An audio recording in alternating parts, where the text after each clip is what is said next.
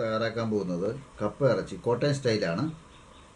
അതിനുള്ള കപ്പ ഇറച്ചി തയ്യാറാക്കുന്നതിന് ആവശ്യമായ ഇൻഗ്രീഡിയൻസ് എന്തൊക്കെയാണെന്ന് നോക്കാം. ആദ്യമായിട്ട് നമ്മൾ കപ്പ വൃത്തിയാക്കി ഞുറുക്കിയെടുത്താണ്. അത് ഇനിയിപ്പോൾ നമുക്ക് വേവിക്കാൻ വെക്കാം. അതിൽ വറുത്തരയ്ക്കാനുള്ള ഇൻഗ്രീഡിയൻസ് നോക്കാം. തേങ്ങ ചിരണ്ടിയത്, ചുവന്നുള്ളി, കുരുമുളക്, മല്ലി, കറിവേപ്പില, ഇത്രയും നമുക്ക് നല്ല രീതിയിൽ വറുത്തെടുക്കേണ്ടതാണ്. അതിൻ്റെ കൂടെ തന്നെ നമുക്ക് ഗരം മസാല, മഞ്ഞൾപ്പൊടി ചേർക്കേണ്ടതാണ്. ഇനിയിപ്പം നമുക്ക് കപ്പ വേവാൻ വെക്കാം.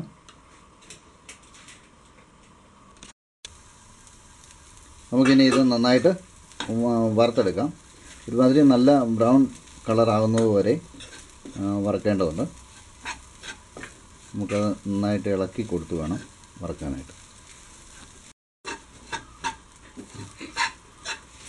ഇപ്പം നമ്മുടെ തേങ്ങയൊക്കെ നല്ലപോലെ ബ്രൗൺ കളറിലായിട്ടുണ്ട്, മൂത്തിട്ടുണ്ട്.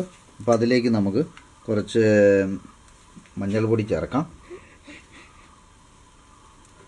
പിന്നെ ഗരം മസാല നമുക്ക് ചേർക്കാം.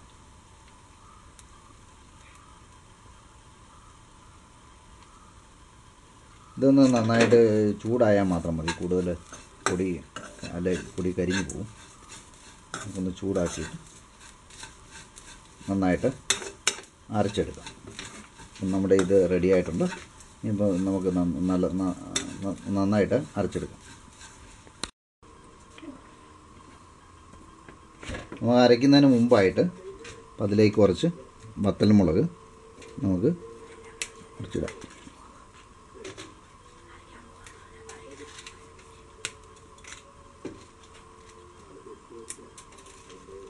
നമ്മൾ എരിവിന് കുരുമുളക് ചേർത്തിട്ടുണ്ട്, എങ്കിലും കുറച്ച് വത്തൽമുളകും കൂടി നമ്മളീ കൂടെ ആഡ് ചെയ്യാം. മുളക് നന്നായി ചൂടായി കഴിയുമ്പോൾ നമുക്ക് എടുത്ത് നന്നായിട്ട് അരച്ചെടുക്കാം.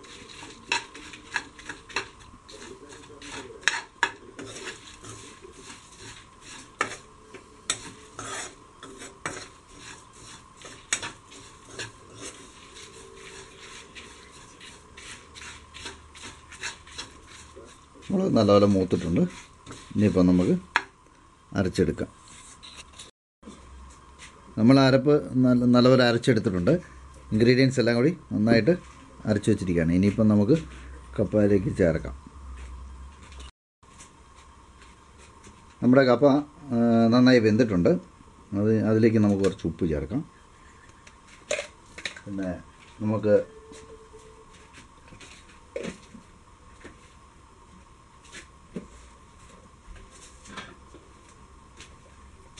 നമ്മൾ വേവിച്ച് വെച്ചിരിക്കുന്ന ഇറച്ചിയാണ്. അത് നമുക്ക് ഇതിലേക്ക് കപ്പയിലേക്ക് വെന്ത് ഇരിക്കുന്ന കപ്പയിലേക്ക് നമുക്കിടാം. ഗരം മസാല, ഇഞ്ചി, ഉള്ളി എല്ലാം ചേർത്ത് വളരെ കുറച്ച് വീതം ചേർത്ത് വേവിച്ച് വെച്ചിരിക്കുന്നതാണ്. ഇപ്പം അതിലേക്ക് നമ്മൾ ഈ എടുത്തിരിക്കുന്ന ഇൻഗ്രീഡിയൻസ് തേങ്ങയും എല്ലാം കൂടി വറുത്ത് അരച്ചത് നമുക്കിതിലേക്ക് ചേർക്കാം.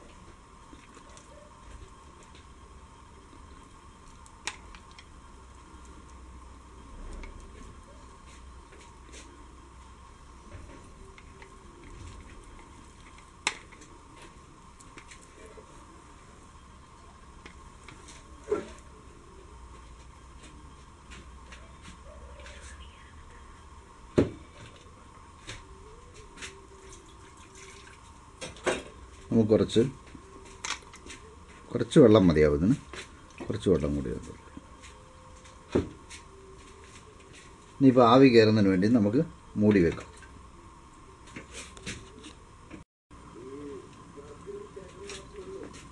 ഇനിയിപ്പം നമുക്ക് നല്ലപോലെ ആവി കയറിയിട്ടുണ്ട്. അത്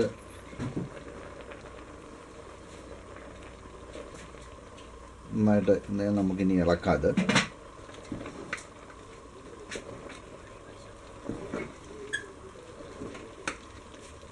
ഇനിയിപ്പം നമുക്ക് നന്നായിട്ട് ഇത് ഇളക്കി യോജിപ്പിച്ചാൽ മതി.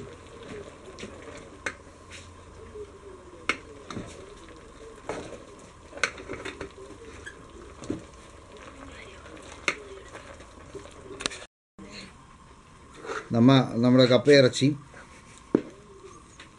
കോട്ടയം സ്റ്റൈൽ റെഡി ആയി കഴിഞ്ഞു. ഇനിയിപ്പോൾ നമുക്കിത് സെർവ് ചെയ്യാം.